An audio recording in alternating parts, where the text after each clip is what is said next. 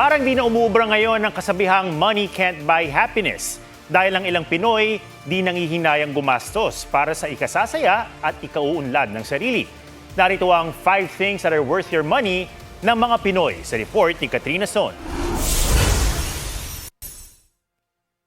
Hindi nga naman napupulot ang pera, kaya bawat 5 mahalaga. Sa 2023 Family Income and Expenditure Survey ng Philippine Statistics Authority, lumabas ang mga pangunahing ginagastusan ng mga pamilyang Pinoy. Ito ang top 5. Una, pagkain at inumin. Pangalawa, gastos sa bahay kasama ang mga bill sa kuryente, tubig, pati LPG. Pangatlo ang gastusin sa transportasyon, gaya ng pamasahe, petrolyo at maintenance ng sasakyan. Pang-apat, miscellaneous activities. At panlima, information and communication gaya ng internet connection.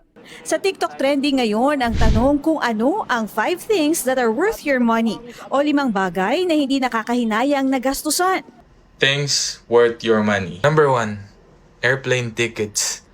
Number 2, guys, Lucky Cut.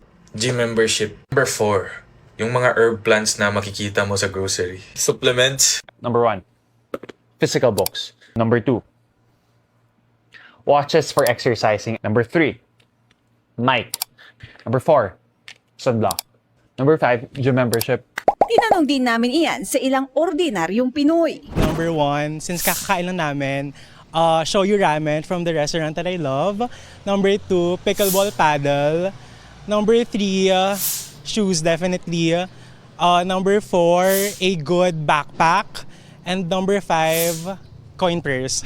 Yung one po nung anak ko is bike. Second is yung running shoes po kasi po ginagamit ko rin po pan-jogging. Yung third po is yung parang parang DIY gym sa bahay. Fourth is yung food. Food po para po sa pamilya. Then fifth is house and lot para po sa pamilya ulit. Siyempre bahay, kotse, tapos yung makapag-vacation sa Boracay, yan. Tapos siyempre yung pag-aaral ng mga kapatid ko. Then last yung business ng mother ko.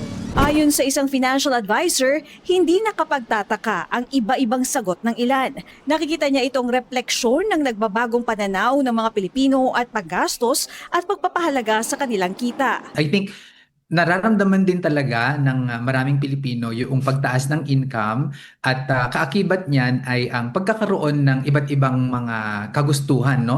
Yan yung sinasabi natin ng mga life goals. Factor din niya kung nasa ang life stage na ang mga Pinoy. Meron yung mga magre-retiro na, mayroon naman yung mga kakagraduate pa lang, meron naman yung may nesting, ibig sabihin parang nagbumubuo ng pamilya, no? Kakapanganak lang, kakakasal.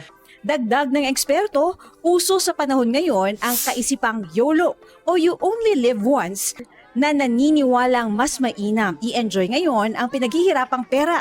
Pero hindi pa rin nawawala ang mga team Yago o You Also Grow Old o nag-iipon para handa sa hinaharap. There should be a synergy between YOLO and Yago.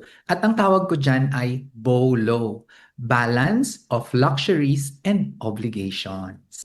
Katrina Son, GMA News.